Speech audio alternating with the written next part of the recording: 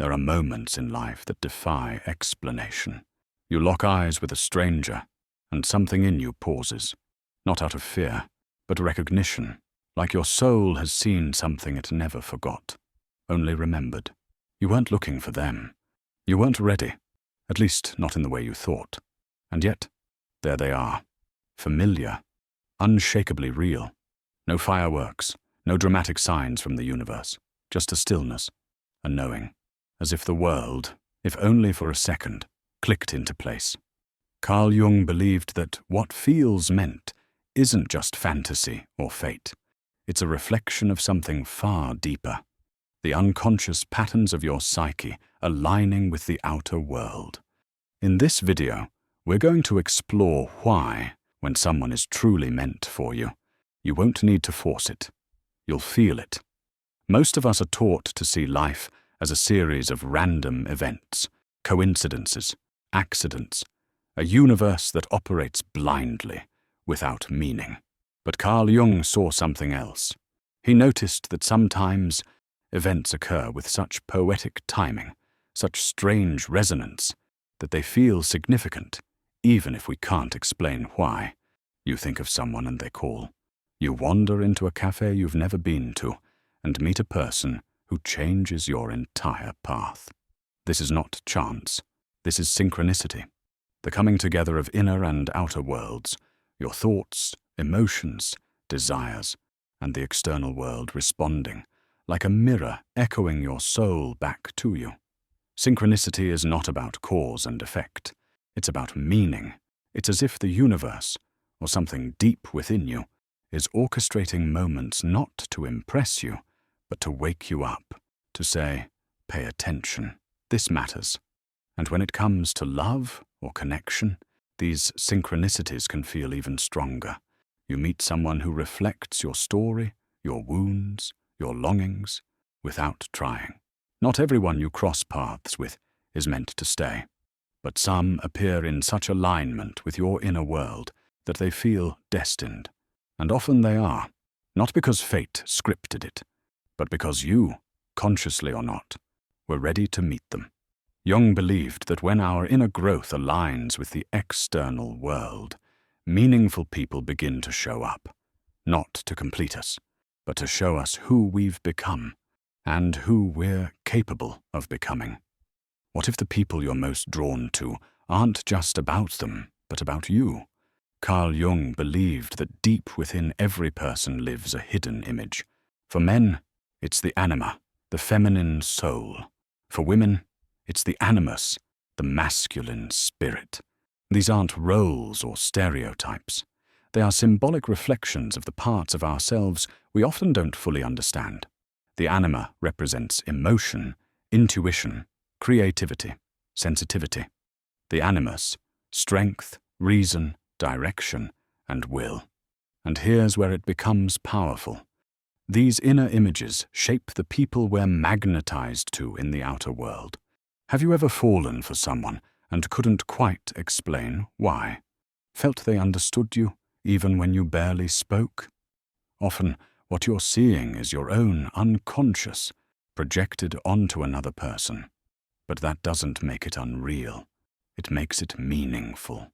Because the people who stir something deep within us often reflect the parts of ourselves we're ready to reclaim, the feminine you've suppressed, the masculine you've ignored, the wholeness you're unconsciously moving toward.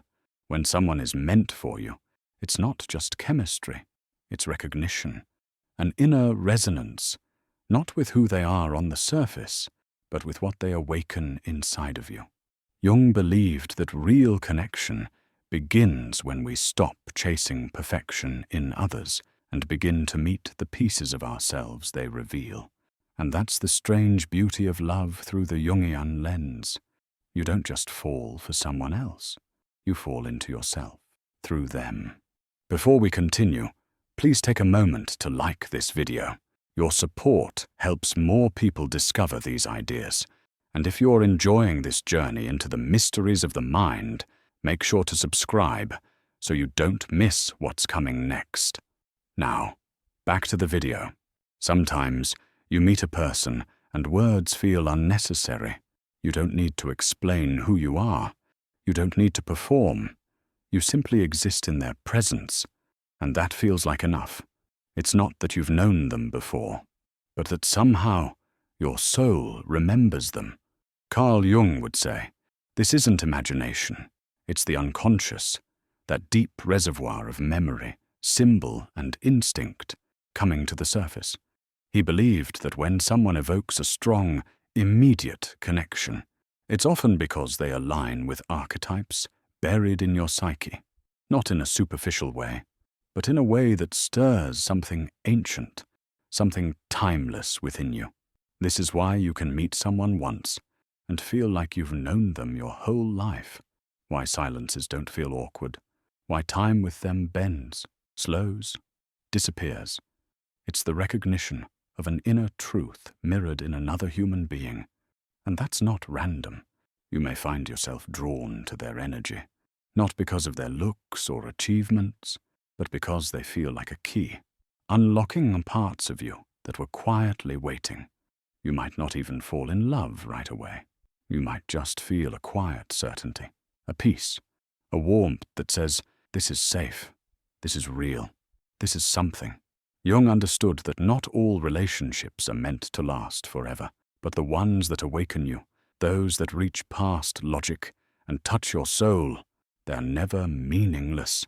Because even if that person walks away, they leave you changed, more aware, more whole. We often say, if it's meant to be, it will be. But Jung would ask, what part of you is doing the choosing? Is it fate? Is it coincidence? Or is it the unconscious guiding you toward what your soul needs?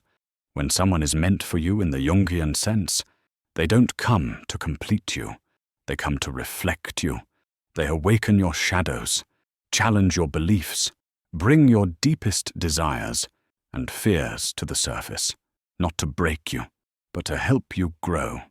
Jung believed real connection isn't about perfect compatibility.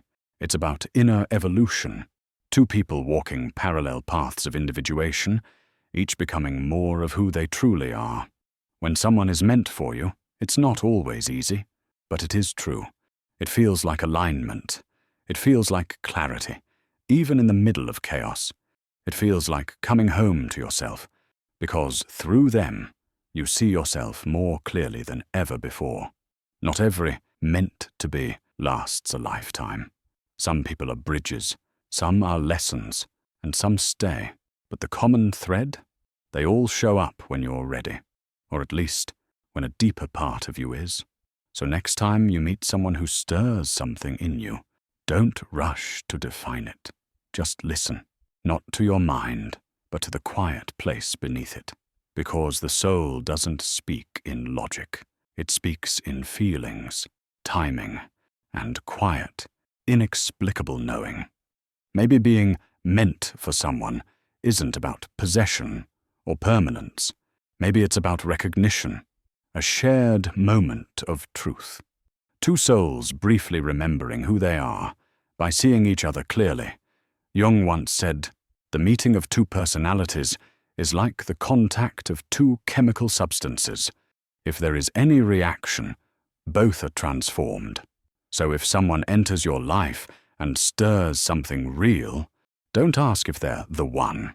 Ask instead, what in me is waking up? Because when it's meant for you, you won't need to chase it. You'll simply know, in the timing, in the silence, in the still, quiet place where truth always lives. If this spoke to something deep within you, you're not alone. We all carry hidden stories, and sometimes it takes another person to help us hear them. If you felt seen or understood today, consider subscribing. This channel is a quiet space for reflection, meaning, and the psychology of the soul. Leave a comment. Have you ever met someone who felt meant for you? I'd love to hear your story. See you in the next video.